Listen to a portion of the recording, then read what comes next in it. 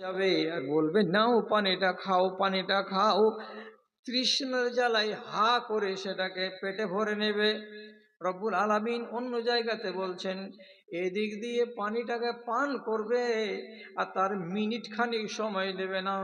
ভিতরে যত নাড়ি ছিল, গুঁড়ি ছিল, কলেজা ছিল, ফুলকা ছিল, সব জ্বলে পড়ে পানি হয়ে গিয়ে মলদার দিয়ে তৎক্ষণাৎ বেরিয়ে যাবে, একটাও পেটের ভেতরে থাকবে না। আল্লাহ, এ কোন আযাব! কত কঠিন এটা আযাব। আর একগুলো আযাবের কথা আল্লাহ তাআলার নবী বলছেন, নিজের চোখে দেখতে পেলাম দুই ফেরেশতা আমাকে রাতের বেলায় নিয়ে গেলেন এক বিশাল উঁচু পাহাড়ের উপরে। তো পাহাড়ের উপরে গিয়ে শুনতে পেলাম গরুর মতো চেঁচার আওয়াজ, চিৎকারের আওয়াজ শুনতে পেলাম। চেঁচাচ্ছে, হা হা হা হা করে দূর দারাজ থেকে শোনা যাচ্ছে এই চিৎকার। কাছে গিয়ে দেখলাম কি হয়েছে এদের, তো আযাবটা কেমন। দুটা খুঁটিতে একটা বেড়া বাঁশ দেয়া আছে, আর বেড়া বাঁশের মাঝখানে কিছু কিছু মানুষের ট্যাঙে দড়ি দিয়ে পায়ের গোড়ালিটাকে বেঁধে দেওয়া হয়েছে, আর বাঁশের সাথে তাকে ঝুলিয়ে দেওয়া হয়েছে। মুখটা নিচু দিকে হয়ে আছে, আর সারা দিন সারা রাত তাকে ওইভাবে ঝুলিয়ে রাখা হয়েছে। চোখ দিয়ে মাঝে মাঝে রক্তের ফোঁটা পটপট করে ঝরে পড়ছে, নাক দিয়ে কিছু হালকা হালকা পানি এবং রক্ত মেশানো এগুলো টপ টপ করে পড়ছে, আর মুখ দিয়ে গোড়াল ভাঙার মতো করে রক্ত ঝরে ঝরে ঝরে ঝরে পড়ছে। আর তারা ওইভাবে চেঁচাতে আছে, পা খুলে দাও আল্লাহ, পা খুলে দাও। আর কতক্ষণ আমাকে এইভাবে উল্টো ভাবে লটকিয়ে রাখা হবে, পা খুলে দেওয়া হচ্ছে না।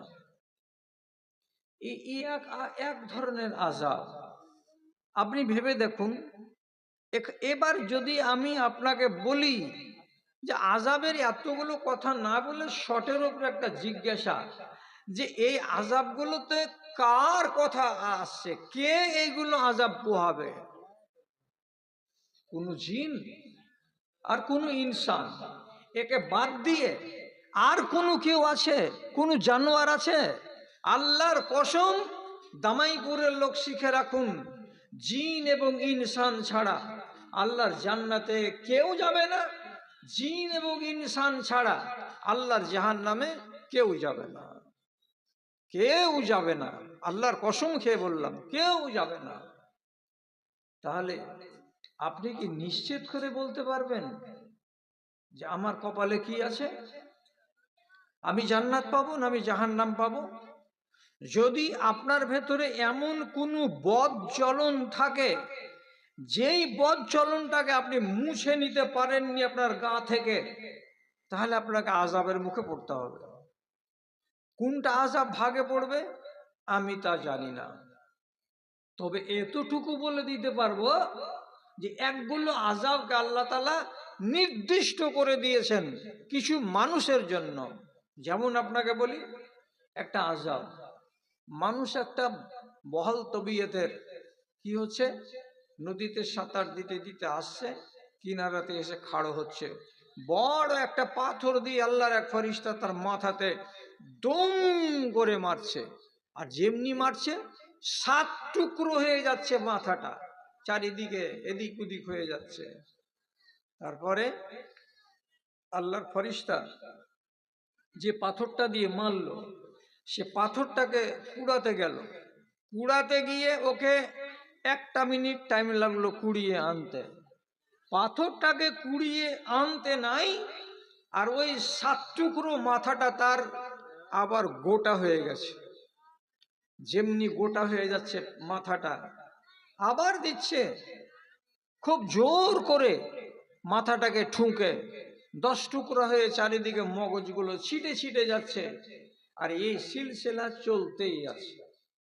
জিজ্ঞেস করা হলো নবীজিকে, এই আযাবটা কার? ইউসলাগু রাসাহু ইয়াউমাল কিয়ামাতে, যার মাথাটাকে এমনি করে চুরমার করে দেওয়া হচ্ছে, এরা কারা? তো তো রাসূলুল্লাহ বলছেন হুমুল্লাযিনা ইয়ানামুনা আন সলাতিল ফজরে, যে লোকগুলো ফজরের নামাজকে ছেড়ে দিয়ে নাকে তেল দিয়ে বাড়িতে বসে শুয়ে শুয়ে ঘুমাতো, এমন মানুষগুলোকে এটা আযাব দেওয়া হয়েছে। আচ্ছা, এটা তো নির্দিষ্ট হয়ে গেল। এখন আপনি বলুন, এর আগে যদি শুনে না থাকেন তো আজকে তো শুনলেন। এবার আর একটা কথা বলি, আপনি যদি নিজের ঈমানটাকে তাজা করতে চান তাহলে কোরআন আর হাদিসের কথা শুনুন, এর বাইরের কথা নয়। একটা লোক আবেদ দিনদার মরে গেছে, কবর দেওয়া হলো। কবরে আল্লাহ তাআলা বলে পাঠালেন ফেরেশতাদেরকে যে এর হিসাব নিকাশ করার আগে একে 100 কোড়া আগে পিটো, তারপরে হিসাব হবে। 100 কোড়া মারো, তারপরে হিসেব হবে। ফেরেশতারা এসে বললেন তোমাকে 100 কোড়া মারা হবে। লোকটা কাকুতি মিনতি করে বলছে আমি তো নামাজ পড়া লোক ছিলাম, রোজাদার ছিলাম, আমাকে মারিও না ভাই তোমরা। 10 কোড়া কমে গেল, 90 হলো, 90 মারবো। আবার বললো যে আমি তো দানকারী ছিলাম, আমি তো সত্যবাদী ছিলাম, আমাকে মারিও না ভাই। 10 কোড়া কমিয়ে তাকে 80 কোড়া করা হলো। এই করে কমাতে কমাতে কমাতে কমাতে শেষের বেলায় রব্বুল আলামিন বলে পাঠালেন 99টা কোড়া তার মাফ করে দেওয়া হলো, কিন্তু একটা কোড়া তাকে মারতেই হবে, এটা ছাড়া হবে না। একটা কোড়া মারা। এবারে একটা কোড়া মারার যখন হলো তো লোকটা কি করবে, তো কবরে মেরে দেওয়া হলো এক কোড়া। যেমনি জোর করে তার মাথার উপরে কোড়া মারা হলো, দুম করে একদম, আল্লাহু আকবার। কবরের ভেতরে আগুন জ্বলে গেল, সব কিছু পুড়ে ছাই হলো, কাফনও গেল, পাটাতনও গেল, কাফন টাফন আর যত কিছু ছিল সব চলে গেল, পুড়ে ছাই হয়ে গেল। লোকটার গা গুলো পর্যন্ত কালো কালো হয়ে গেল। আগুন যখন নিভালো তখন লোকটা শান্ত কণ্ঠে ফেরেশতাদেরকে জিজ্ঞেস করে বলছেন লেমা জাল্লাতুমুনি, তোমরা যে আমাকে মারলে একটা কোড়া হিসাবের আগে, কিসের জন্য আমাকে কোড়াটা মারলে? আমার অপরাধটা কি ছিল ভাই? কি ভুল করেছিলাম আমাকে কোড়াটা মারা হলো? ফেরেশতারা জবাব দিলেন, জবাবটা শুনেন, ইন্নাকা সাল্লাইতা সালাতান বিগাইরি তাহুরিন, তোমার ভুল আছে দুইটা। দুইটা ভুলের কি কি? একটা হলো তোমার বাড়ির দরজাতে একদিন একটা ফকির এসে ক্ষুধার জ্বালা নিয়ে বলছিল দুটো আমাকে দানা দাও, তুমি দানা না দিয়ে পাশ কাটিয়ে পালিয়ে গেছিলে, এটা এক। আর 2 নম্বর হলো তুমি জীবনে একটা নামাজ পড়েছিলে, যেই নামাজটা তুমি বিনা ওযুতে পড়েছিলে, তোমার খেয়াল ছিল না, না তুমি ইচ্ছা করে করেছিলে সেটা তুমি জানো, বিনা ওযুতে একদিন একটা নামাজ আদায় করেছিলে, যার জন্য তোমাকে এই সাজাটা দেওয়া হলো, নচেৎ সাজা হতো না। বিনা ওযুতে একদিন একটা নামাজ পড়েছে, তার জন্য তার কবরে একটা কোড়ার কারণে আগুন জ্বলে গেল। নামাজটা কি ছেড়ে দিয়েছিল লোকটা? ছাড়েনি তো, নামাজ তো পড়েছেই, কিন্তু একদিনের ঘটনা যে বিনা ওযুতে সে নামাজ পড়েছে, তার জন্য যদি তার কবরে আগুন জ্বলে যায়, দাউ দাউ করে কাফন পুড়ে যায়, পাটাতন পুড়ে যায়, তাহলে এই মজলিসে যারা বসে আছেন পুরুষ লোক, আর ডান দিকে যারা বসে আছে মায়ের জাত, এরা কি ভাববে বাড়ি গিয়ে একবার যে আমার কত ওয়াক্তের নামাজ ছুটেছে এবং আমার কবরে কতটি কোড়া বর্ষণ করা হবে হিসাবের আগে? যদি কথাগুলোকে শুনে মানতে পারেন তাহলে ওয়াজ শুনেন, আর কথা যদি মানতে না পারেন তাহলে ওয়াজ শুনে জীবনে কোনোদিন লাভ হয়নি আর লাভ হবে না। ভাই আমার, এটাও তো এক ধরনের আযাব। কাদের জন্য? কোরআনে আল্লাহ তাআলা বলছেন লাআমলাআন্না জাহান্নামা মিনাল জিন্নাতি ওয়ান নাসি আজমাইন, আমি অবশ্যই অবশ্যই জাহান্নামের পেটটাকে ভর্তি করে দেব, পেটকে ভরে দেব। কাকে দিয়ে ভরবো? জিনেদের আল আওলাদকে দিয়ে ভরবো এবং ইনসানের আল আওলাদকে দিয়ে ভরবো। যত জাহান্নামে জ্বলবে সব জিনের ছেলেপিলে এবং ইনসানের ছেলেপিলে। জাহান্নামের পেট আল্লাহ ভরে দিবেন। আর সাজা কারা পাবে? ভুল যারা করবে তারাই পাবে। ভুল যদি থেকে কবরে যান তাহলে সাজা অবধারিত, আর ভুল যদি ঘাট থেকে নামিয়ে কবরে যেতে পারেন তাহলে আলহামদুলিল্লাহ, আপনি নিস্তার পেয়ে গেলেন। কাউকে আল্লাহ রাব্বুল আলামিন ছেড়ে দেননি। ভুল যার হয়েছে তাকেই আল্লাহ তাআলা শিক্ষা দিয়েছেন। আপনাকে শোনাবো কি? একটি মাত্র ভুলের কারণে, মাত্র একটি ভুলের কারণে আল্লাহ রাব্বুল আলামিন ফরিস্তাদের সর্দার, কোটি কোটি মিলিয়ন মিলিয়ন ফরিস্তাদের সর্দার ইবলিস শয়তানকে আল্লাহ তাআলা বিশাল বড় একটা চেয়ার দিয়েছিলেন, সম্মানের চেয়ার। কিন্তু এই ইবলিস আল্লাহর একটা কথাকে না মানার কারণে রব্বুল আলামিন তার মুখে কপালে ঝাঁটা মেরে দিয়েছেন, আর দেওয়ার পরে চেয়ারখানাকে কেড়ে নিয়েছেন, আর ওকে রাজিম মানে লাঞ্ছিত বানিয়ে দিয়ে 7 আসমানের উপর থেকে জমিনে নামিয়ে দিয়েছেন। আর সারা দুনিয়া দুনিয়া কোন শয়তান ঝাঁটা খেয়ে বেড়ায়। আর ঝাঁটা খাবে আর না খাবে আপনি ভালো করে বুঝেন। পৃথিবীতে যত মুসলমান আছে সবাইকে বলা হয়েছে তোমার কাজ হলো ইবলিস শয়তানের মুখে জুতা মারা। মারেন না? মনে পড়ে না? মানেন না? মনে পড়ে না তো মনে পড়িয়ে দিচ্ছি আমি। বাইত বাণী যখন পড়া হলো, তারপরে আপনাকে এবার নমাজে দাঁড়িয়ে বিসমিল্লাহির রহমান আউযু বিল্লাহিস সামিল আলিম মিনাশ শাইতানির রাজিম বিসমিল্লাহির রহমানির রহিম, তারপরে কোরআন তেলাওয়াত শুরু হবে। তাহলে একজন মুসলমান নমাজে দাঁড়াবে তো কোরআন তেলাওয়াত শুরু করার আগে তার পহিলা নম্বর কাজ হলো ইবলিসের মুখে জুতা মারা। আপনারা এইরকম করে নামাজ পড়েন না? আউযু বিল্লাহিস সামিল আলিম মিনাশ শাইতানির রাজিম বিসমিল্লাহির রহমানির রহিম আলহামদুলিল্লাহি রাব্বিল আলামিন। এখনকার মুসলমানগুলো তো হলো সব পোকা লাগা মুসলমান, অতগুলা কিছু জানে কি জানে না, গেল আল্লাহু আকবার ইমামের সাথে দাঁড়িয়ে গেল, বাইত বাণী পড়লো কি বলে না আলহামদুলিল্লাহি রাব্বিল আলামিন, কোন রকম বাদ দিয়ে কিছু কিছু গাড়ার মারার ওলা দললি না। নিয়ম হলো আগে ইবলিসের মুখে জুতা মেরে বিসমিল্লাহ বলে কোরআন পড়া।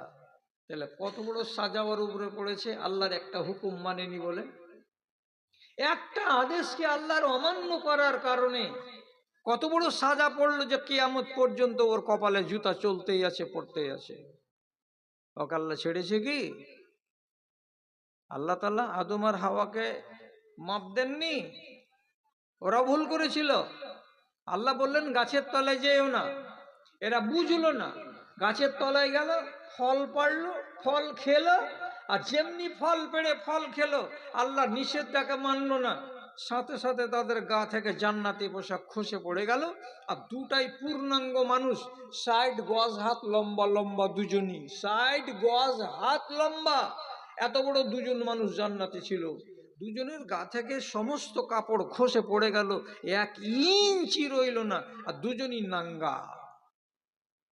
আল্লাহ কোরআনে কি বলছে? তফেকা ইয়াকসিফানি আলাইহিমা মিন ওয়ারাকিল জান্নাতে, জান্নাতের বড় বড় পাতাওয়ালা গাছ থেকে 2টা 4টা করে পাতা পেড়ে, যেমন সেগুন গাছের পাত বড় বড় হয়, এমন পাতাগুলোকে পেড়ে হযরত আদম আলাইহিস সালাতু ওয়াস সালাম একটাকে আরেকটার সঙ্গে জোড় দিয়ে নিজের সতরটাকে ঢেকেছেন, আর মা হাওয়া অমনি করে নিজের সতরটাকে ঢেকেছেন, আর 2টা পাতা দিয়ে নিজের বুকের সামনটাকে ঢেকে রেখেছেন। আল্লাহ বলছেন আমার দেওয়া কাপড়গুলো কয়? আমি যে জান্নাতি কাপড় দিয়েছিলাম কাপড়গুলো গেল কোথায়?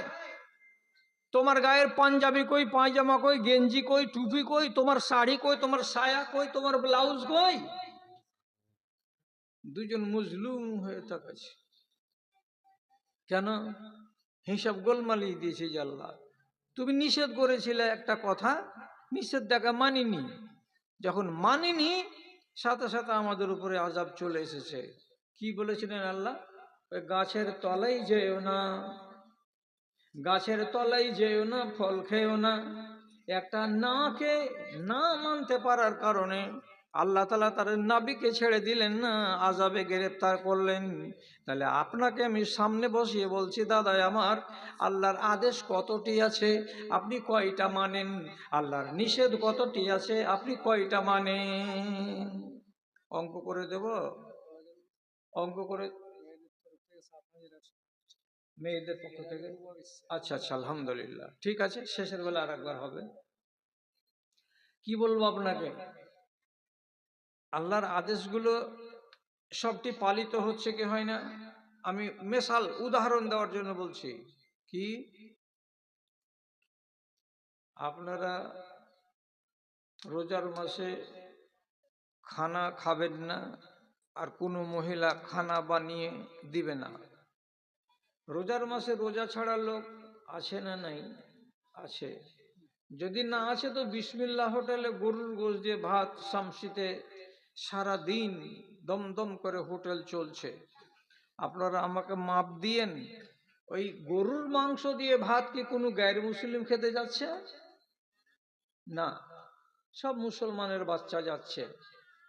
তাহলে মুসলমানের বাচ্চারা যে এইভাবে রমজান মাসে আল্লাহর আদেশকে অমান্য করছে, তো এদের উপরে কি আল্লাহর আযাব আসবে না? যদি দুনিয়াতে না আসে তো আখিরাতে আসবে। জি, রসুলের কথাটা আপনাকে বলিনি যে ট্যাঙে দড়ি দিয়ে উল্টো করে লটকিয়ে রেখেছেন একগুলো লোককে, তো রসুল বললেন এই লোকগুলোকে এটা সাজা দেওয়া হয়েছে, এরা অপরাধ কি করেছিল? তো আল্লাহ রাব্বুল আলামিনের পক্ষ থেকে জবাব দেওয়া হলো কি যে এরা হলো রমজান মাসে রোজা ছেড়ে খানা খাওয়া লোক, এই জন্য আল্লাহকে এদেরকে ট্যাঙে দড়ি দিয়ে ঝুলিয়ে রেখেছেন। বেশ, আরো শোনেন, আল্লাহ তাআলা বলছেন যদি সমাজে মোড়ল না থাকে, সমাজের পিঠ শির দাঁড়া ভেঙে যাবে। মোড়ল যদি না থাকে তো গাঁ ঠিকঠাক হয়ে চলবে না। একটা মোড়লের আন্ডারে আছে গোটা গ্রামের মানুষ, ও যদি ইচ্ছা করে তো গ্রামটাকে নমাজি বানাবে, আর যদি ইচ্ছা করে তো গ্রামটাকে সুদখোর আর মদখোর বানিয়ে রেখে দেবে। তো যখন একটা মোড়লের এত বড় পাওয়ার আর এত বড় দায়িত্ব, তাহলে সেই মোড়লকে কতখানি ইমানদার হতে হবে এটা একবার আপনাকে দেখতে হবে। আপনি যে বসলেন, আর আপনি না হলে বিয়ে পড়া চলবে না। আপনি এলেন তো এবার বিয়ে পড়ার কাজ আরম্ভ হলো। আপনি জানছেন যে মুহসিনের ছেলে আবুল কালামের বিয়ে হচ্ছে, অমুক জায়গাতে থেকে এসেছে এখানে বরযাত্রী, তো এই ছেলেটাকে এই বাড়ির লোক অগ্রিম 2.5 লক্ষ টাকা যৌতুক দিয়েছে, তারপরে এই ছেলেটা এই বাড়িতে বিয়ে করতে এসেছে। তো বোনের বিয়েতে আপনি মোড়ল হয়ে বসলেন কেন? যেই গ্রামের মৌলভী সাহেবটা বিয়ে পড়াতে গেল, এই মৌলভী সাহেবটা যদি কানে শুনে থাকে, তো বোনের বিবাহটাকে ইজাব কবুল করাতে গেল কেন?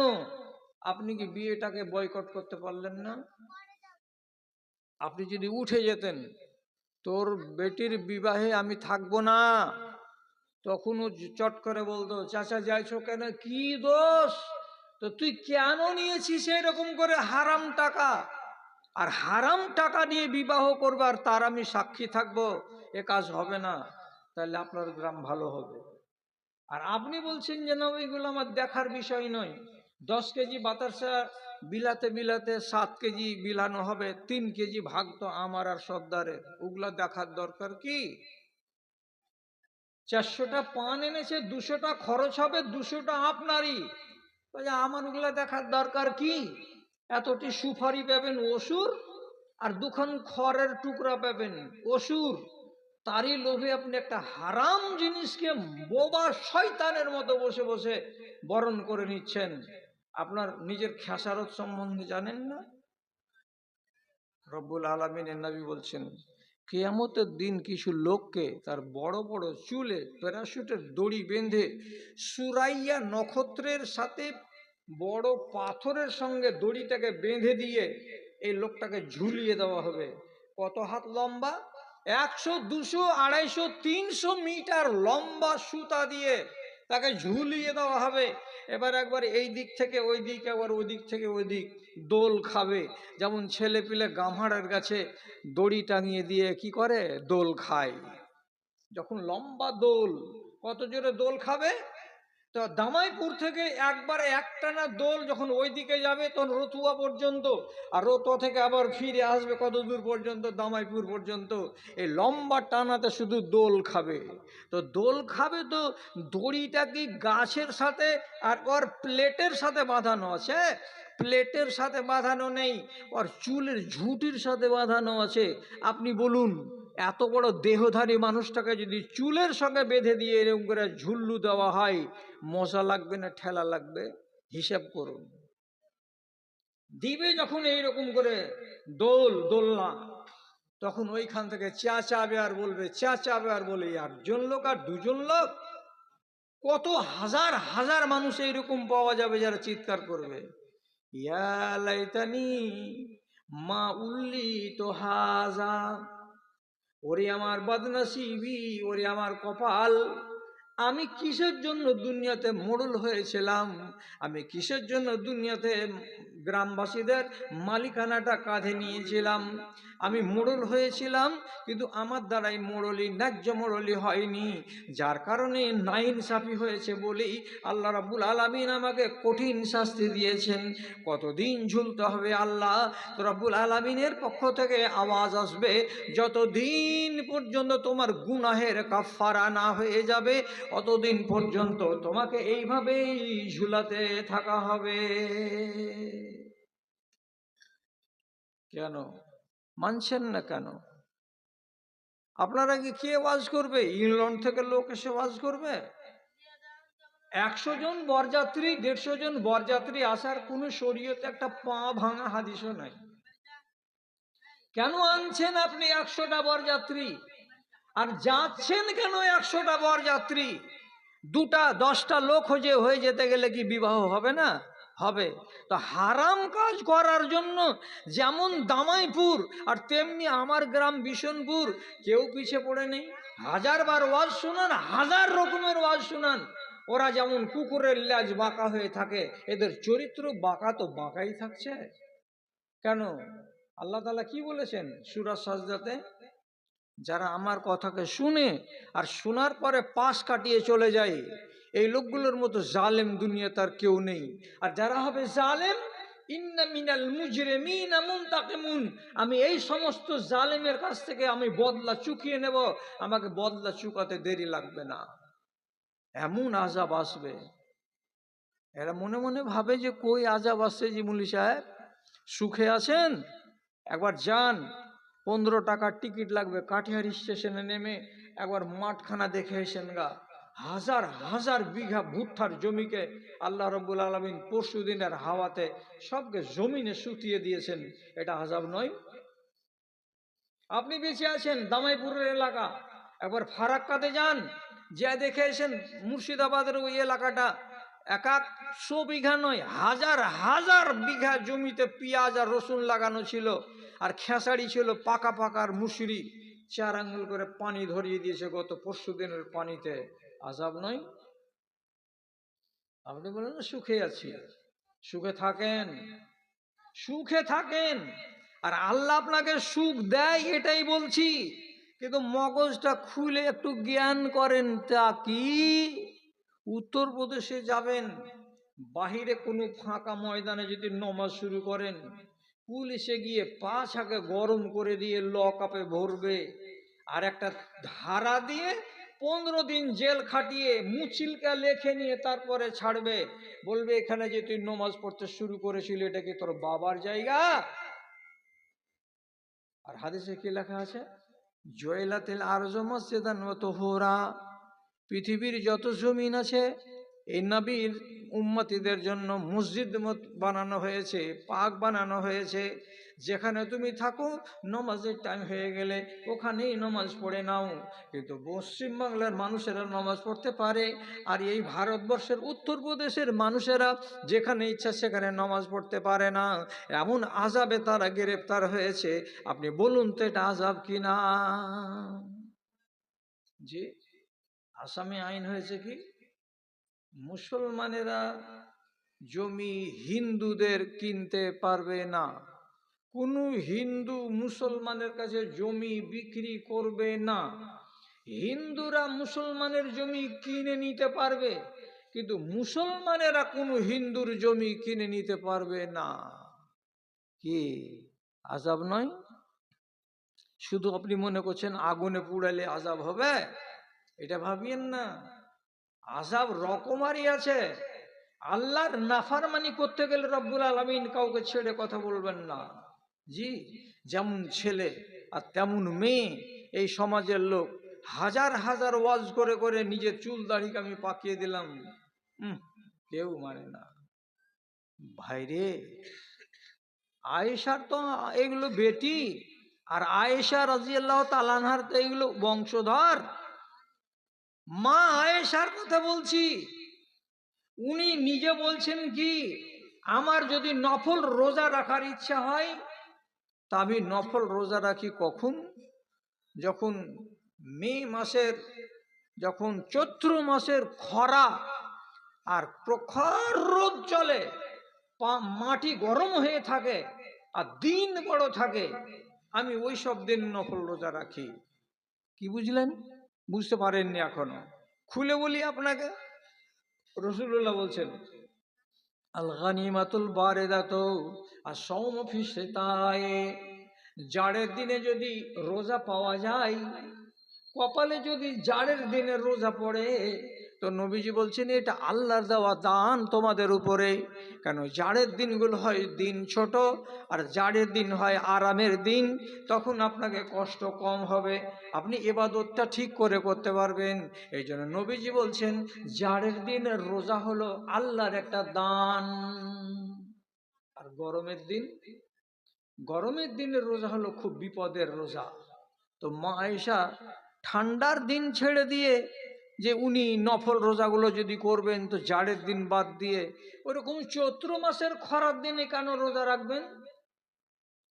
হযরতে আবু দারদা তিনি নিজেও বলছেন এবং মা আয়েশা নিজেও বলছেন, আমি কিসের জন্য অত গরমের দিনে রোজা রাখি? এই জন্য তিনি বলছেন যে বাজারে যেটা সস্তা জিনিস সেটা সবাই কিনতে পারে, আর যেটা আকরা জিনিস সবাই কিনতে পারে না। আকরা জিনিস 2-4-5টা লোক কিনবে, আর সস্তা জিনিস তো সবাই কিনতে পারবে। আল্লাহর জান্নাতটা হলো বড্ড দামি জিনিস। আল্লাহর জান্নাতের উচ্চ মান যদি নিতে হয়, আল্লাহর হায়ার র্যাঙ্কের জান্নাত যদি পেতে হয়, তার মানে দামি মাছ যদি কিনতে হয়, ইলিশের মাছ যদি কিনতে হয়, তো যেমন কিছু কিছু লোক পারবে, সব লোক পারবে না, তেমনি আল্লাহর হায়ার র্যাঙ্কের জান্নাত যদি নিতে হয়, তো তাহলে কিছু কিছু লোকেরাই পারবে।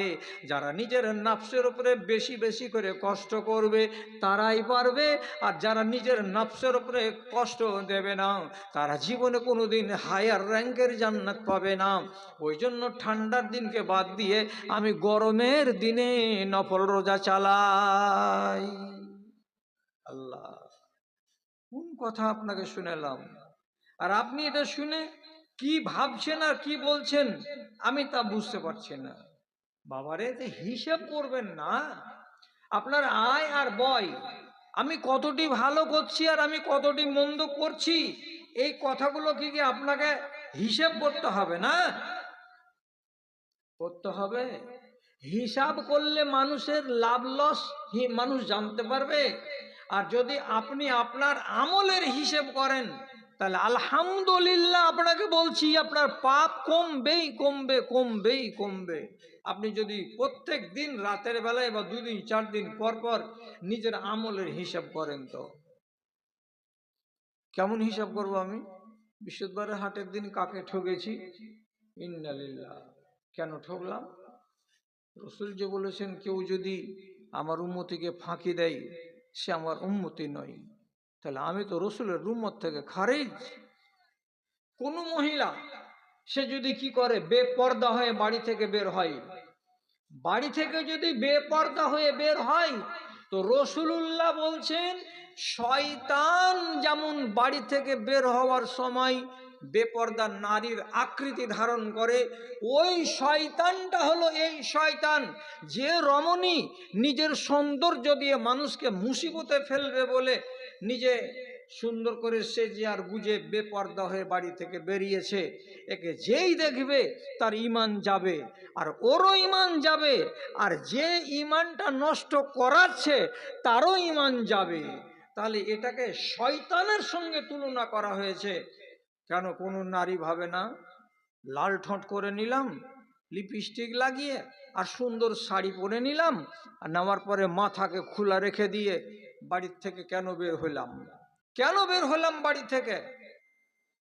তাহলে এই কথা যদি ও না ভাবে তাহলে কি করে তার ঈমান ঠিক থাকবে?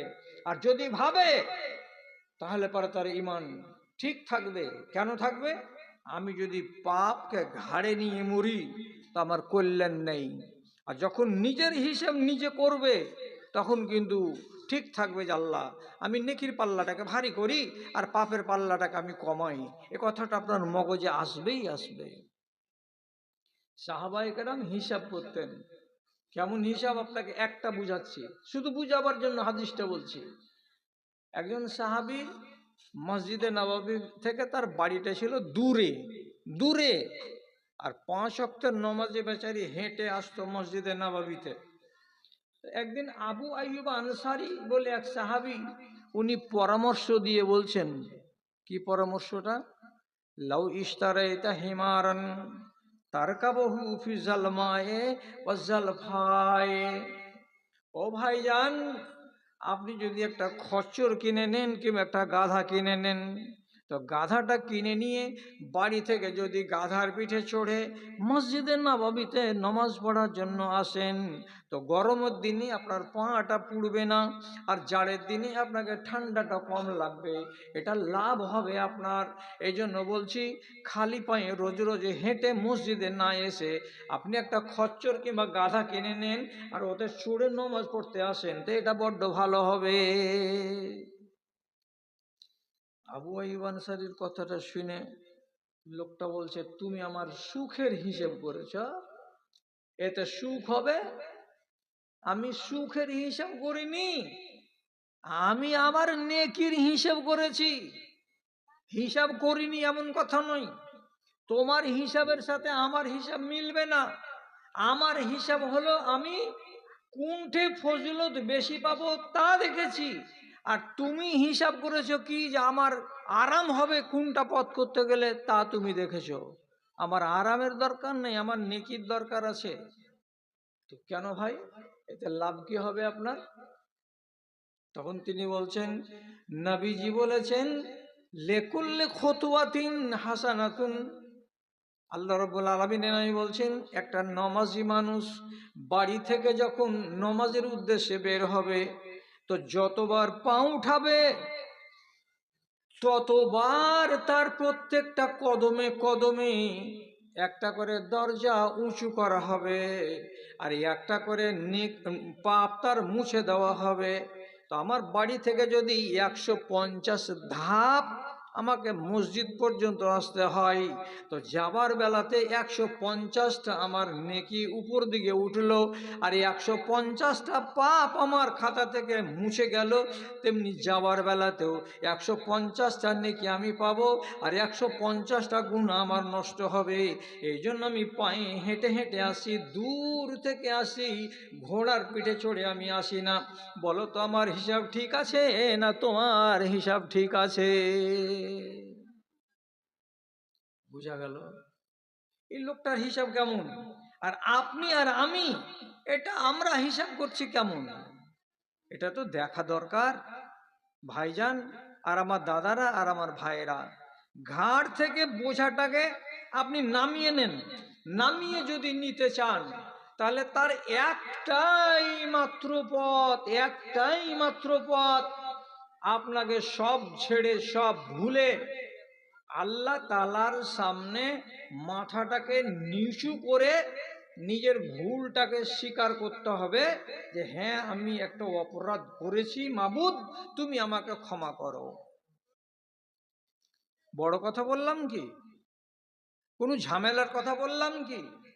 পাপ করবেন, পাপ করার পরে পরে আপনি বলবেন আল্লাহ আমাকে মাফ দাও। সাহাবীদের চরিত্র ছিল এটাই। ভুল হয়ে যাচ্ছে মাঠে আর দৌড়ে আসবেন নবীজির কাছে, আল্লাহ রসুল এই ঘটনা ঘটে গেছে, আপনি বলুন কি করবো আমি? তো আপনার দ্বারা যে ভুল হচ্ছে, আপনার যুগে কি নবী আছে? আর নবী নেই।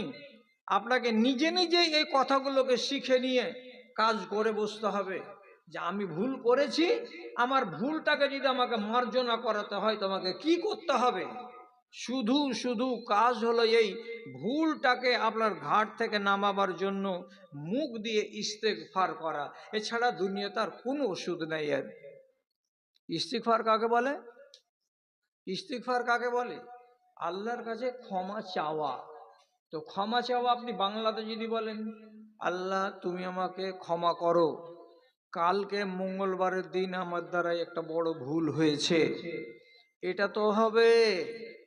কিন্তু দুধে যেটা স্বাদ আছে ঘোলে ওই স্বাদ পাওয়া যাবে না। আপনি যদি ঘোলের স্বাদ মিটাতে চান তো বাংলাতে বলেন, আর যদি আপনি বলেন দুধ খেয়ে দুধের স্বাদ মিটাবো তাহলে আপনাকে ভালো করে আরবিতে বলতে হবে। আল্লাহর কাছে মাপ চাইতে গেলে কি বলতে হয়? ছোট করে আস্তাগফিরুল্লাহ নিয়ত করেন আর বলেন আস্তাগফিরুল্লাহ, তাহলে আল্লাহ মাপ দেবে। আর যদি বলেন এর থেকে বড় করে, তাহলে বড় করে বলেন আস্তাগফিরুল্লাহ রব্বি মিন কুল্লি যামবিন ওয়া আতুবু ইলাইহি, তাহলে আল্লাহ রাব্বুল আলামিন আরো বেশি খুশি হবেন। যদি বলেন আরো বেশি করে আল্লাহ তাআলাকে রাজি করার উদ্দেশ্যে ইস্তেগফার করব, তো তার জন্য বলতে হবে কি আস্তাগফিরুল্লাহ আল্লাযী লা ইলাহা ইল্লা হুয়াল হাইয়ুল কাইয়্যুম ওয়া আতুবু ইলাইহি। এই কথাগুলো যদি বলা যায়, রব্বুল আলামিন বলছেন আমার বান্দার উপরে আমি রাজি হয়ে যাই, আমি খুশি হয়ে যাই, এবং তার যেটা পাপ থেকে থাকে সেটাকে আমি মুছে দিই, একবারে পানির মতো করে ধুয়ে সাফ করে দিই, তার গায়ে কোনো পাপ লেগে থাকে না। বলতে অসুবিধা আছে?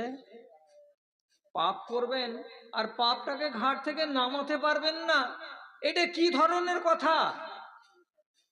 আমি সাহাবীদের কথা আপনাকে বলছি, খেয়াল করুন কথার দিকে। খেজুরের বাগানে কোদাল দিয়ে দিয়ে গাছগুলোকে চালাচালি করছে এক সাহাবী, শুনেন। এই চালাচালি খুঁড়াখুড়ি করে গাছের গোড়াগুলোতে পানি টানি দিবেন যে আগামীতে ফল ভালো হবে। এমন সময় ওই জায়গা দিয়ে একটা মহিলা চলে যাচ্ছিল। এই সাহাবীর মনের ভেতরে একটা শয়তানি ওয়াসওয়াসা জাগলো। শয়তানি ওয়াসওয়াসা যখন জাগলো তখন ওই মহিলাকে বাগানের ভিতর দিকে ডাকলো। মহিলা রাস্তা ছেড়ে দিয়ে বাগানের ভিতর দিয়ে হেঁটে যাচ্ছিল। তখন সে করলো কি, আপনারা বাপ তুল্য লোক বসে আছেন সামনের দিকে, আর ডানে বামে আমার মা তুল্য লোক আছেন। আমি হাদিসের কথা বলছি, একটু হায়া শরমকে বাঁচিয়ে কথাটা বলছি, ইশারা ইঙ্গিতে বুঝে নেবেন। সাহাবীটা কি করলো? হাদিসে লেখা আছে আল্লাহ জামতুহা ওয়া কাব্বালতুহা গায়রা আন্নী লাম উজামিউহা। আমি ওই মহিলাকে ফাঁকি দিয়ে ডাকলাম, আর ডাকার পরে যখন সে আমার কাছে এলো আমি তাকে জড়িয়ে ধরে নিলাম, আমি তার শরীরে হাত দিলাম, কিন্তু আমি তার সঙ্গে সহবাসটা করি নাই, মিলনটা করি নাই।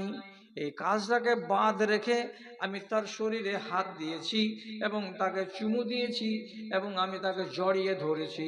এই অপরাধ আমার দ্বারাই হয়েছে।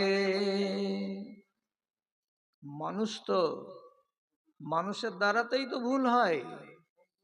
এখন মাঠে ভুল হলো বেলা 10টার সময়, কেউ তো জানে না, আর ও মহিলা কেসও করেনি, মহিলা মুকদ্দমাও দায়ের করেনি। তাহলে চিন্তা কি ছিল রে বাবা? নিজের কি চিন্তা আছে? হবিবুর 1000 টাকার 50 কিলো ভুট্টা। আচ্ছা, মাশাআল্লাহ, আলহামদুলিল্লাহ, জাযাকাল্লাহ। তো চিন্তা তো কিছু নেই।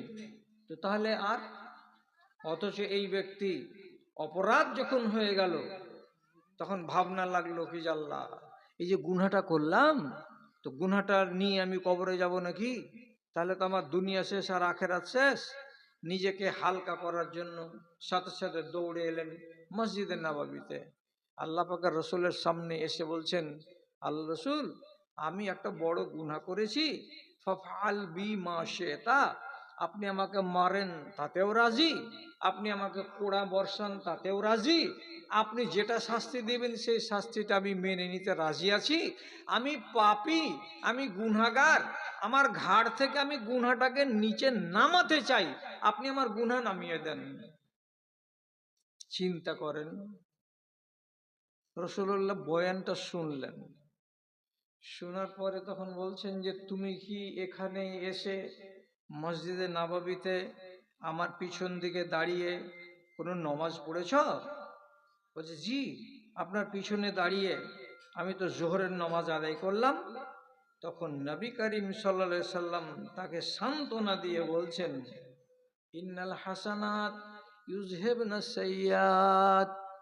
বাবা ধন, একটা মানুষ যদি পাপ করে আর পাপ করার খানিকক্ষণ বাদে সে যদি অনুশোচনা প্রকাশ করে এবং নিজে লজ্জিত হয়, লজ্জিত যদি হয়, তাহলে আল্লাহ তাআলা তার গুনাহগুলোকে রাখেন না। কেন যে বান্দাটা ভুল করেছে আর করার পরে সে লজ্জিত হয়েছে, আর লজ্জিত হওয়ার পরে আমার কাছে ক্ষমা চেয়েছে, তখন আল্লাহ বলছেন আমি এই বান্দার উপরে আর নারাজ হয়ে থাকি না, আমি তাকে ক্ষমা করে দেই। তাহলে মানুষটা করলো পাপ, আবার এইখানে এসে কি করছে? মাপ চাইছে। এই জায়গাটাই হলো আপনার জন্য টার্নিং পয়েন্ট। ইস্তেগফার আপনি করুন, তাহলে আপনার কল্যাণ, ঘাট থেকে পাপ নেমে যাবে। আর জানেন, যেটা বললাম আব্দুল ওয়াজিদের ছেলে 50 কিলো ভুট্টার 50 কিলো ধান দিল। আচ্ছা, তো লিখে রাখো, যদি এই কাজ শুরু করি তো এদিক বন্ধ হয়ে যাবে, আর যদি এটা না করি লিখে রাখো, তাহলে এটা খানিকক্ষণ চালাতে পারবো, যেটা খুশি সেটা করো। হ্যাঁ, কি বলছিলাম? গা থেকে পাপটাকে নামাতে হবে, পাপকে ঘাড়ে করে নিয়ে কবরে যাবেন না। আপনি জানেন নমাজটা কত ভালো জিনিস আপনার আর আমার জন্য?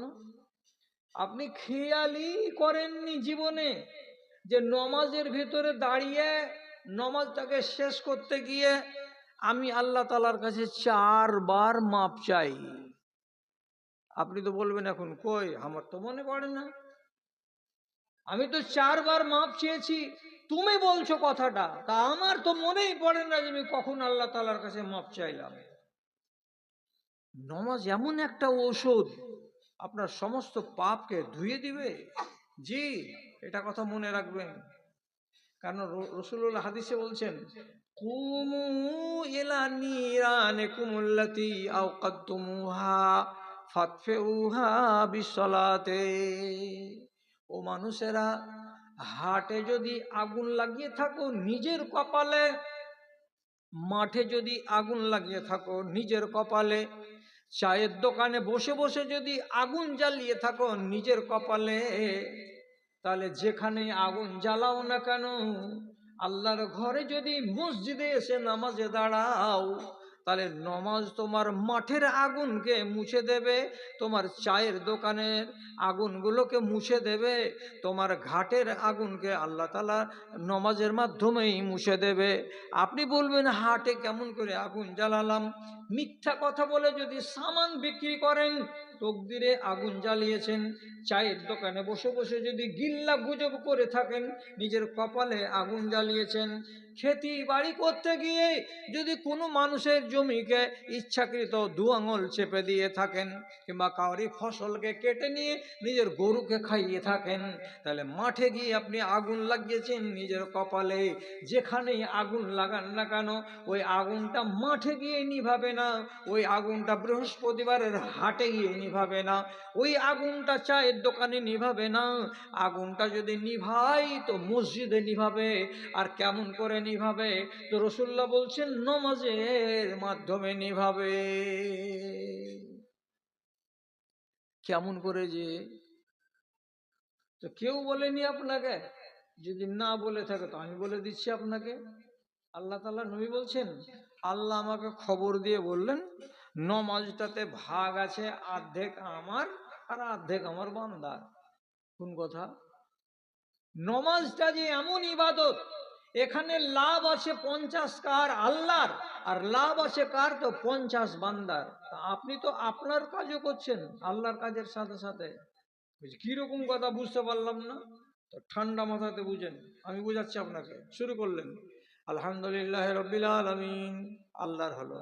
আর রহমানের রহিম, আল্লাহরই তারিফ করা হলো। মালিক ইয়াউমিদ্দিন, এটাতেও আল্লাহর তারিফ করা হলো। ইয়াকা নাবুদু ওয়া ইয়াকা নাস্তাইন, এটাতেও আল্লাহর কুস্তাতে মাটি দেওয়া হলো। চার আয়াত আল্লাহর করলেন। আল্লাহ তাআলা এবার কি বলছেন? বান্দারে, চারটা বার আমার কাজ করে দিলি, তো তোরও তো আধি আছে, তুই নিজের কাজ কিছু করে নে। তখন বান্দা এবার কি করবে? ইয়াকা নাবুদু ওয়া ইয়াকা নাস্তাইন যখন বলা শেষ হবে, তখন এবার কি বলবে? ইহদিনাস সিরাতাল মুস্তাকিম। এটা হলো বান্দার মানেটা কি? আল্লাহ তুমি আমাকে সোজা পথের দিশা দাও। এটা কার জন্য চাইলাম? আমার নিজের জন্য চাইলাম। তারপর আর কি বলছি? সিরাতাল্লাযিনা আনআমতা আলাইহিম, ওই রাস্তাটা দেখাও যাদের উপরে আল্লাহ তুমি এর আগে দয়া বর্ষণ করেছো, ওই সমস্ত লোকেদের রাস্তাটা আমাকে দেখাও। সিরাতাল্লাযিনা আনআমতা আলাইহিম গায়রিল মাগদুবি আলাইহিম ওয়ালাদ-দাল্লিন, যারা গজবে হালাক হয়ে গেছে, যারা গজবে ধ্বংস হয়ে গেছে, ওই মানুষগুলোর রাস্তা তুমি আমাকে দেখাইও না।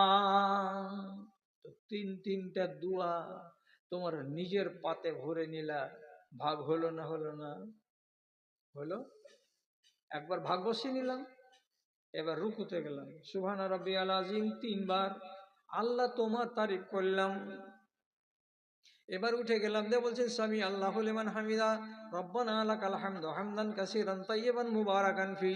যতটি দোয়া বললাম সবটি আল্লাহর, আমার কিছু হলো না। আবার সিজদাতে গেলেন, যাওয়ার পরে বলছেন সুবহানা রাব্বিয়াল আলা, সুবহানা রাব্বিয়াল আলা, কার হলো? তো আল্লাহর। এবার আপনি উঠলেন কি বলে? আল্লাহু আকবার বলে। যেমনি একটা সিজদা থেকে উঠে বসবেন, প্রথম সিজদা থেকে উঠার পরে আপনাকে দোয়া বলতে হবে। দোয়াটাতে কি লেখা আছে? আল্লাহুম্মা গফিরলি ওয়ারহামনি ওয়াহদিনি ওয়াফিনি ওয়ারযুকনি।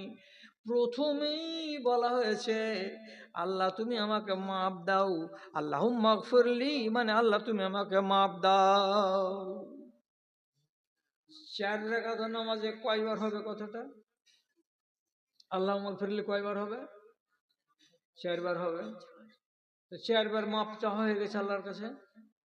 এবার তাশাহুদে বসে আর তাহিয়াত বলে নিলেন, তারপরে আল্লাহুম্মা সাল্লি আলা পড়ে নিলেন। আর সাল্লি আলা যখন পড়া দুরূদটা হয়ে যাবে, তখন আপনাকে আরেকটা যে দোয়া পড়তে হবে। তখন কি বলেন আপনি? আল্লাহুম্মা ইন্নী যালামতু নাফসি যুলমান কাসীরান ওয়া লা ইয়াগফিরু যুনুবা ইল্লা আনতা ফাগফিরলি মাগফিরাতাম। কি বললাম? ফাগফিরলি মাগফিরাতাম মিন ইনদিকা, আল্লাহ তুমি আমাকে মাফ দাও। হ্যাঁ, সাগর বাবার নাম সাগর। আচ্ছা, ওর মা মারা গেছে, তার জন্য ৬০০০ টাকা। আব্দুর রহমান। আব্দুর রহমান। আল্লাহুম্মা ইগফির লাহা ওয়ারহামহা ওয়াফিহা ওয়াকরিমনাহা ওয়াসুন নুজুলাহা। আল্লাহুম্মা ইযহা বিল ইলমি ওয়াল হিলমি ওয়াযায়িনহা বিল ঈমানি ওয়াত তাকওয়া ওয়া লা তুরিজহা বিল ফিতানি ইয়া রাব্বাল আলামিন। আমিন বিরহমাতিকা ইয়া আরহামার রাহিমিন। তাহলে 4 রাকাত নামাজে 4 বার আল্লাহ আমাকে মাফ দাও। আর শেষ তাশাহুদে আপনি কি বললেন? আল্লাহুম্মা ইন্নী যালামতু নাফসির শেষখানে গিয়ে কি বলছেন? ফাগফিরলি মাগফিরাতান, তুমি আল্লাহ তুমি আমাকে মাফ দাও, মাফ দেওয়ার মতো মাফ দাও। যখন একটা বান্দা নমাজের ভিতরে দাঁড়িয়ে 5 বার যদি আল্লাহ তাআলার কাছে মাপ চাই, 5 বার আল্লাহ তাআলার কাছে মাপ চাই। রব্বুল আলামিনের নবী বলেছেন, কোনো বান্দা যদি নমাজে দাঁড়ায় তো ইমাম যখন ওয়ালা জাল্লিন বলে তো এরা বলবে আমিন, আর এদের সাথে সাথে আল্লাহর হাজার হাজার ফেরেশতা বলবে আমিন। ফামান ওয়াফাকা তামিনুহু তামিনাল মালায়েকাতে, যাদের আমিনগুলো ফারিস্তাদের আমিনের সঙ্গে মিলে যাবে, আর একসঙ্গে ফারিস্তাদের আমিন আর বান্দাদের আমিন যখন মিলে মিশে আল্লাহ রব্বুল আলামিনের কাছে যাবে তো রব্বুল আলামিন এনে বলছেন তোমার সব গুনাহ মাফ হয়ে যাবে। কার দৌলতে? তো ফেরেশতাদের আমিনের বদৌলতে। তো এক ওয়াক্তের নামাজ যদি আদায় করি তো আগে যেটি গুনাহ করেছিলাম সবটি ঘাট থেকে নেমে যাবে। কেন যে 4 বার 5 বার করে আল্লাহর কাছে মাপ চেয়েছি। আর রব্বুল আলামিন বলছেন কোরআন মাজিদে, ফাকুল তাস্তাগফিরু রাব্বাকুম ইন্নাহু কানা গাফফারা, তোমরা আল্লাহর কাছে মাপ চাও। আল্লাহ তাআলা বলছেন তোমার কাজ হলো পাপ করা, আর আমি আল্লাহ আমার কাজ হলো মাপ করা। তো ঘাট থেকে পাপটাকে নামান। রমজান মাস তো চলে যাচ্ছে, এই মাসে আপনাকে একটা সুযোগ নিতেই হবে। আর এই সুযোগে আপনি কি করবেন? নিজের কাঁধ থেকে, নিজের ঘাট থেকে পাপটিকে সমস্তকে নামিয়ে নেবেন। যদি কোনো ভাইয়ের ইচ্ছা থাকে আর আকাঙ্ক্ষা থাকে যে আমি আমার গাটাকে সুন্দর করব, পরিষ্কার করব, তাহলে করা যাবে, ইচ্ছা করলেই করা যাবে। আমি আপনাকে একটা দুয়া বলছি, যদি দুয়াটাকে লিখি তো এই আঙুলটাতে এঁটে যাবে।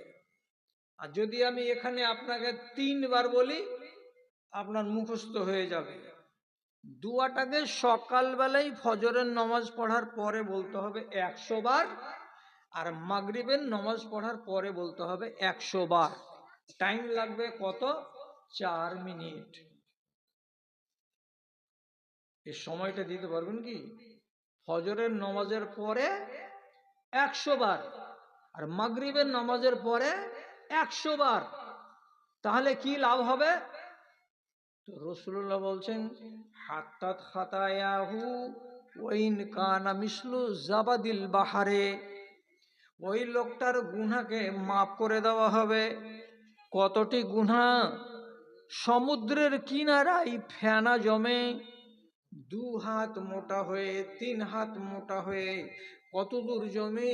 তো 30 কিলোমিটার, 40 কিলোমিটার, 50 কিলোমিটার দূর এলাকা নিয়ে সমুদ্রের কিনারায় যত ফেনা থাকে, তোমার বান্দা, তোমার যদি গুনাহ সমুদ্রের ফেনার সমানও হয় তো আমি আল্লাহ এই দুয়াটার বদৌলতে তোমার সব গুনাহকে ধুয়ে দেব, মুছে দিব, সাফ করে দিব, তোমার গায়ে গুনার লেশ মাত্র থাকবে না। কত ফজিলত দুয়াটার! যার মুখস্থি আছে তো তার আছে আলহামদুলিল্লাহ, আর যার মুখস্থি নাই আমি 3 বার বলছি, মুখস্থি করে নেন। দোয়াটা কি? সুবহানাল্লাহি ওয়া বিহামদিহি সুবহানাল্লাহিল আযীম। ভারী আছে কি? সুবহানাল্লাহি ওয়া বিহামদিহি সুবহানাল্লাহিল আযীম, সুবহানাল্লাহি ওয়া বিহামদিহি সুবহানাল্লাহিল আযীম। 3 খানা কথা বললাম, আরে 2 খানা বাক্য বললাম, আরে 2 খানা বাক্যকে আমি কবার বললাম? সকালে 100 বার আর বিকালে 100 বার। তাতে যদি আমার গাটা তুলসী পাতের মতো হয়ে যায়, জমজমের পানি দিয়ে ধুয়ে নেওয়ার মতো পরিষ্কার হয়ে যায়, তো আমাদের মতো পাপী তাপী মানুষগুলো এই আমলটা কেন করবে না রে দাদা? কেন করব না? পাপ তো সবারই। কে পর্দা করে না? কে স্বামীর কথা শুনে না? কে স্বামীর এনে দেওয়া শাড়ি পছন্দ করে না? টাকা নিয়ে বেরিয়ে যাচ্ছে শপিং মলে গিয়ে একাই ভদর ভদর করে দুশ্মনদের সাথে কথা বলে বাজার করে চলে আসছে। এইরকম বেহায়া নারী আমাদের সমাজে হাজার হাজারটা। কেউ বেপর্দা হয়ে চলে যাচ্ছে বরযাত্রী সেজে সর্দারের বেটার বিয়েতে, অথচ মেয়ে ছেলে যাওয়ার কোনো নাম গন্ধ হাদিসের পাতাতে নেই, তারপরেও বেহায়া হয়ে চলে যাচ্ছে। তো এগুলো যে গুনাহ আছে, আপনার যে হাজার হাজার গুনাহ পড়ে আছে, এগুলো সব থেকে যদি আপনাকে মুক্তি মুক্তি নিতে হয়, তাহলে প্রত্যেক দিন আপনাকে নিজের গাটাকে ধুইতে হবে। কি দিয়ে ধুবো? তো দুয়া দিয়ে ধোয়া। জি, যদি বলেন আমার দ্বারাই হবে না জীবনী সাহেব, আমার গুনাহ খাতা একটু বেশি আছে, তো বেশি গুনাহ খাতা থাকতে গেলে ফেরেশতার সাহায্য নেন। কার সাহায্য? ফেরেশতার। ফেরেশতা যদি আপনার জন্য দোয়া করে দেয় তো কল্যাণ। আপনি বলবেন যে আমার মতো মানুষের জন্য আল্লাহর ফেরেশতা কেন দোয়া করবে? করবে। আমি আপনাকে বলছি আল্লাহর ফেরেশতা আপনার জন্য দোয়া করবে, যদি আপনি কথাটা মানেন আর কথাটা শোনেন। কে মানবে? দুঃখ করে আমি অনেক জায়গাতে বলেছি, হ্যাঁ, বলবো কারে শুনবে কে রে, বলবো কারে শুনবে কে রে, আছে কাহার জিন্দা প্রাণ, দেহখানি মরে গেছে খাড়ো আছে দুটো কান, দেহখানি মরে গেছে খাড়ো আছে দুটো কান। আলেম ওলামাদের কথা শোনার মতো লোক দুনিয়াতে বেঁচে নাই। যদি বেশি বেশি শুনে তো জুমার খুতবাটা শুনবে, আর শোনারই লোক আছে কিন্তু মানার একটা লোক নাই। ফেরেশতার সাহায্য নেবেন। ফেরেশতা যদি আপনার হয়ে দোয়া করে দেয়, বাস আপনার কল্যাণ। যে নিব নিব ফেরেশতার সাহায্য কেমন করে নেব মাওলানা? তো আপনাকে একটা ছোট্ট আমল বলছি, পারলে করেন, না পারলে না করেন। আমি তো আপনাকে জোর জবরদস্তি করতে আসিনি। রাসূলুল্লাহ বলছেন, মান বাতা তাহিরান, কোনো মানুষ সারাদিন নমাজ রোজা কতটা করলো না তার ব্যাপার। ইশারের নমাজের পরে খানা টানা খেয়ে দে যখন ঘুমাতে যাবে, তখন ধরে নেন ঈশা নামাজের পরে আধা ঘন্টা 1 ঘন্টা সময় এদিক ওদিক করে দেওয়ার পর যখন ঘুমাতে যাবে, তখন তাকে একটা কাজ করতে হবে। কাজটা কি? ওযু করে ঘুমাতে হবে, ওযু করে বিছানায় যেতে হবে। আপনি যদি বলেন ওযু আছে বলে সাহেব, ফের ওযু করতে হবে।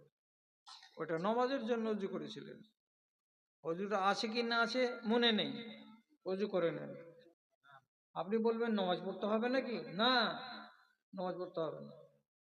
আপনি নামাজের জন্য ওযু করছেন না, ওযুটা করলেন, করার পরে নিজের বিছানাতে শুয়ে যান।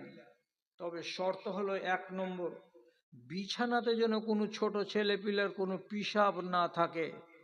আপনাদের নিজেদের স্বামী স্ত্রীর কোনো রকমের কোনো ধরনের ওইখানে যেন না পাকি বিছানাতে যেন না থাকে, বিছানা যেন পাক হয়। এবার আপনি অজু টজু করে শুয়ে গেলেন, শুইবার কারে আদবটা মেনে শুইতে হবে। কেমন আদব? হাতের তালুটা ডান হাতের ডান গালের উপরে দিতে হবে। প্রথমেই আপনাকে ডান দিকে বালিশে মাথাটাকে এমনি করে কাত করে রেখে ঘুমাতে হবে। আর ঘুমাবার আগে তারপরে আপনাকে দোয়া পড়ে নিতে হবে। 1 নম্বর দোয়া, ঘুমাবার দোয়া। বলুন আগাদিকার লোক, কি দোয়া বলে ঘুমাবো? কি দোয়া বলে ঘুমাবো? চালা করেন, চালা করেন। মৌলবীরা চালা করবে, আপনি চালা করবেন না? দামাইপুরটা কোথা, কোন কোন গ্রাম এটা? ইরফান মৌলবীর টোলা গ্রাম নয় এটা? এই আরে না, ইরফান মৌলবীর দেশ কি না? মালদহ জেলার নাম করা আলেমে দিন, সেই গ্রামের লোক। ডালপালা হয়ে গেছে, ভাগযোগ হয়ে চলে এসেছেন এখানে নতুন দামাইপুরে। কেন? আপনি ঘুমাবার কালে আপনাকে কি বলতে হবে? আল্লাহুম্মা বেইসমিকা আমুতো ওয়াহিয়া, দোয়া পড়া হলো। এই দোয়াটা তো পড়লেন, কমন সাধারণ দোয়া। সাধারণ দোয়া কার মনে আছে? আল্লাহ। 100টা লোকের ভিতরে 10টা 20টা 30টা লোক আছে যে ওর খাইনির চুটপুটি যতক্ষণ আছে ততক্ষণ আর দুনিয়াতে উমাইতে আছে। আর যখন খাইনি ঠান্ডা হবে তখন কখন দিন চলে আসবে, ও দোয়া পড়বে কি? পড়বে না। 20টা ছেলে এমন আছে পাবজি গেম খেলতে খেলতে কখন দিন চলে এসছে, ওকে দোয়া পড়বে? দোয়াই তো পড়বে না। 20টা লোক এমন আছে যে গাঁওয়ার, ও কোনো দোয়াই শিখেনি দুনিয়াতে, জীব জন্তুর মতন খাইছে আর পাঁচতলাতে যায় ঢালছে। দোয়া প্রত্যেক জায়গাতে আছে। আপনি আল্লাহুম্মা বিইসমিকা আমুতু ওয়াহিয়া দোয়াটা পড়লেন, এটা হলো কমন দোয়া।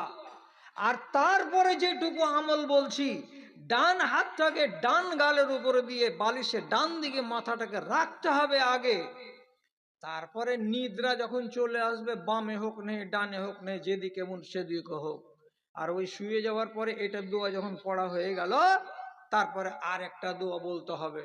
যদি মুখস্থ না থাকে, জামাল উদ্দিন মুলবিকে কালকে বলবে যে তোমার মাওলানা বলে দিয়ে গেছে, তুমি দোয়াটা লিখে দাও। এই দোয়াটা কি বলতে হবে? আল্লাহুম্মা কিনি আযাবাকা ইয়াউমা তাবআসু ইবাদাকা। আল্লাহুম্মা কিনি আযাবাকা ইয়াউমা তাবআসু ইবাদাকা। একবার যদি দুয়াটা বলে নেওয়া যায়, রাসূলুল্লাহ বলছেন কিয়ামতের দিন হাসরের ময়দানে তুমি দাঁড়িয়ে থাকবে, তো তোমার পাগুলো এলোমেলো হবে না, টলমল টলমল করবে না, যেদিক সেদিক তুমি পড়ে যাবে না, স্থির হয়ে দাঁড়িয়ে থাকতে পারবে। এই দুয়াটার এত ফজিলত আছে, এটা বলে নিবেন। আর নেওয়ার পরে এবার আপনি ঘুমিয়ে গেলেন, যখন ঘুমিয়ে যাবেন তখনও লাভ আপনার। কি লাভ? ওযু করে ঘুমিয়েছেন, তার জন্য রাসূলুল্লাহ বলছেন মান বাতা তাহিরান বাতা ফি শিআরিহি মালাকুন। আপনি কম্বলটাকে টেনে নিলেন, মাথাটাকে ঢেকে নিলেন, আর নেওয়ার পরে ঘুম দিয়ে দিলেন। যখনই রাতের বেলায় একবার আপনার ঘুমটা ভাঙবে, কারণে ভাঙুক কিংবা অকারণে ভাঙুক, পিসাবের জন্য ভাঙুক কিংবা পায়খানার জন্য ভাঙুক, কড ঘুরবার কালে যদি ভেঙে যায়, তো যতবার আপনার ঘুম হালকা হবে ভাঙবে, ততবার আপনার ল্যাপের তলাতে রব্বুল আলামিনের পক্ষ থেকে একটা ফারিস্তাকে নিযুক্ত করে দেওয়া হয়, আর তাকে বলা হয় এরে ফারিস্তা, যতক্ষণ পর্যন্ত তার কানে হাইয়া আলাল ফালা ফজরের আজান না ঢুকবে, ততক্ষণ পর্যন্ত তার কম্বলের ভেতর থেকে বের হতে পারবি না। আর যতবার করে আমার বান্দা জাগবে, ততবার করে তোমাকে বলতে হবে আল্লাহুম্মা গফির লি আবদিকা ফুলানুন, এ আল্লাহ তোমার অমুক বান্দাকে মাফ করে দাও, যে বান্দার ল্যাপের তলায়, যে বান্দার কম্বলের তলায় আমাকে তুমি ডিউটি দিয়েছো, আর আমি এখানে জেগে বসে আছি। আল্লাহর ফারিস্তা যদি রাতের বেলায় 4 বার অন্তত 5 বার অন্তত আপনার জন্য বলে দেয় আল্লাহ তুমি একে মাফ করে দাও, আল্লাহ তুমি একে মাফ করে দাও, আপনার তকদির চমকে যাবে রে দাদা। আপনার গুনার কোনো বংশ থাকবে না, গাটা আপনার পরিষ্কার হয়ে থাকবে।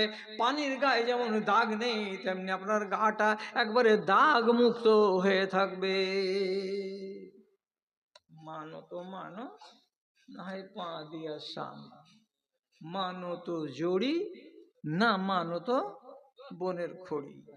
কি গুনাহগার দুনিয়াতে বেশি আছে, পাপী লোকের সংখ্যা দুনিয়াতে বেশি আছে, নেককার লোকের সংখ্যা দুনিয়াতে কম আছে।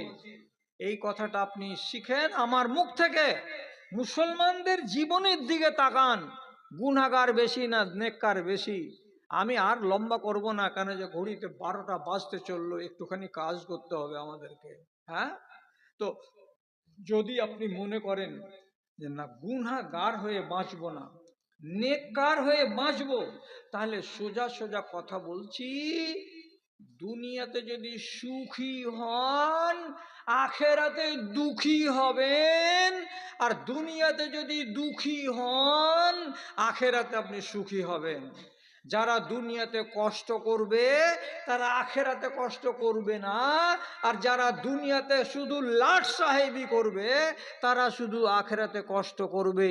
কেন? আজকের জালসার শেষ কথা, দুনিয়া হলো দুটা, আর আল্লাহর নিয়ামত হলো দুটা, একটা হলো সুখ আর একটা হলো দুঃখ। দুটো জিনিসকে রব্বুল আলামিন ভাগ করেছেন দুটা দুনিয়ার সাথে। একটা দুনিয়া হলো এইটা, আর একটা আখেরাত। দুনিয়া এবং আখেরাত, তো মশলাটা কি? এই দুনিয়াতে যদি আপনি দুঃখী হয়ে থাকেন আখেরাতে আপনি সুখী হবেন, আর এই দুনিয়াতে যদি আপনি খুব সুখী হয়ে থাকেন আখেরাতে আপনাকে দুঃখী হইতে হবে। বুঝতে পারলাম? এই দুনিয়াতে আপনি দুঃখী মানে কি? দুঃখী মানে হলো এই চোখে টাটি দিয়ে আছি, যেটা মন সেটা দেখি না, কানে টাটি দিয়ে রেখেছি, যেটা মন সেটা আমি শুনি না, মুখে টাটি দিয়ে রেখেছি, যেটা মন সেটা আমি খাই না এবং কথা বলি না, এবং আমি আল্লাহর আইনকে মেনে চলেছি। আমাকে কষ্ট করতে হবে। কেমন কষ্ট করতে হবে? ফজরের বেলায় শীতের দিনে জানুয়ারি মাসে অজু বানাতে হবে, নামাজ পড়তে হবে, এটা হলো কষ্ট। যারা এই দুনিয়াতে কষ্ট করে নিবে তারা ওই দুনিয়াতে আরাম করবে, আর যারা এই দুনিয়াতে আরাম করে নিবে তার কপালে কষ্টটা বাকি থেকে যাবে। তার জন্য বলছি, এই দুনিয়ার দুঃখে আছে ওই দুনিয়ার আলো। দুঃখে যারা হার মানে না তাদের হবে ভালো রে, তাদের হবে ভালো। আল্লাহ ধরে ধন্য হারে জীবন কর সফল। তুই দুনিয়াতে মানুষ হয়ে কেন এলি বল? তোর আমলে যা আভাস মিলে যাবি রসার তল রে, যাবি রসার তল। তুই যেমন খাস রে নাদান পশু তেমন খাই, বন্দেগি না থাকলে দুয়ে কোনো তফাৎ নাই রে, কোনো তফাৎ নাই। কথাটা মোর উচিত কিনা সত্যি করে বল, তুই দুনিয়াতে মানুষ হয়ে কেন এলি বল? শ্রেষ্ঠ হয়ে জন্ম লয়ে লজ্জা নেই যে তোরে, শ্রেষ্ঠ হয়ে জন্ম লয়ে লজ্জা নেই যে তোরে। ভণ্ডামিতে মন পেতেছিস, ইমান নেই তোর ঘরে রে, ইমান নেই তোর ঘরে। রোজ হাসরের কঠিন দিনে খাটবে না তোর ছল, রোজ হাসরের কঠিন দিনে খাটবে না তোর ছল। তুই দুনিয়াতে মানুষ হয়ে কেন এলি বল? তোর আমলে যা আভাস মিলে যাবি রসার তল রে, যাবি রসার তল। আল্লাহ আপনাদের হায়াতটাকে বাড়িয়ে দিন, এই রমজান মাস থেকে আপনাদেরকে উপকৃত হওয়ার আল্লাহ তাআলা সুযোগ দিন, এবং ইস্তিগফারটাকে আর 3টা দিন বাকি আছে, এশা নামাজের পরে একা একাই মুসাল্লাতে বসে বসে আমলটা করেন। আর 2-3টা দিন আমার বাপ জানেরা, ভাই জানেরা, ফজরের নামাজের পরে আর মাগরিবের নামাজের পরে সুবহানাল্লাহি ওয়া বিহামদিহি সুবহানাল্লাহিল আযীম এই ওয়াজিফাটা পাঠ করেন। 1 বছরের মতো গাটাকে পরিষ্কার করে নেন। তারপরে আবার শুরু হবে রমজানের পর শাওয়াল থেকে আপনার নতুন বছর। তারপরে ফের আবার দেখা যাবে আপনি কি করলেন আর আপনি কি করলেন না। কথাটা মনে যেন থাকে। এখন আমাদের অল্প অল্প একটু সময় হাতে আছে, তারপরে আপনিও আরাম করবেন, আমার মা খালারা আবার একটু আরাম করবে, আর করার পরে তখন তাদেরকে রান্না বান্নায় যেতে হবে। আমি আপনাদের সামনে 2টো কথা বলছি, শুধু শেষ কথা, শেষ 2টো কথা কি বলছি, শেষ 2টো কথা কি বলছি। আমি শামসি থেকে এসেছি আপনাদের মেহমান হয়ে। আগে যারা যারা দিয়ে দিয়েছেন ভালো কথা, দিয়ে দিয়েছেন, অসুবিধা নেই। এখন আমার হাতে আপনাকে শুধু হাজিরি দিতে বলছি আল্লাহর ওয়াস্তে। আপনি 20 টাকা দেন, 30 টাকা দেন, 50 টাকা দেন, 100 টাকা দেন, কিছু একটা দেন। আমার হাতখানে আসুক, আর হাতখানে আপনার হাত আমি ঠেকাই, একটু দোয়া করি। এক, মজলিসটাকে ছেড়ে যায় না, সব শেষখানে একটু সংক্ষেপে দোয়া করব। দোয়াটাতে আপনারা আমিন বলবেন, আর বলে এখান থেকে আমরা বিদায় হয়ে যাব।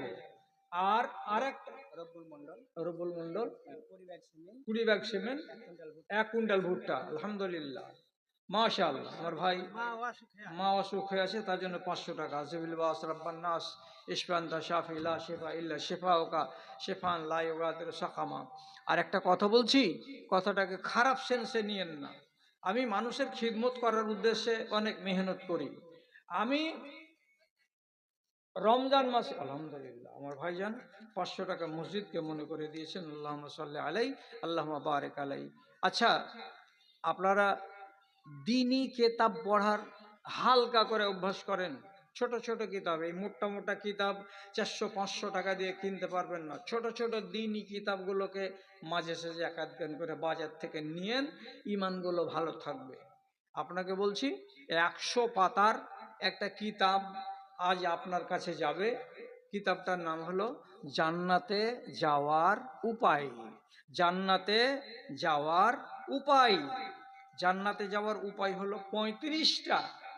একটা উপায়কে আপনি পছন্দ করেন, ওরে আমলটা করেন ওইটার উপরে।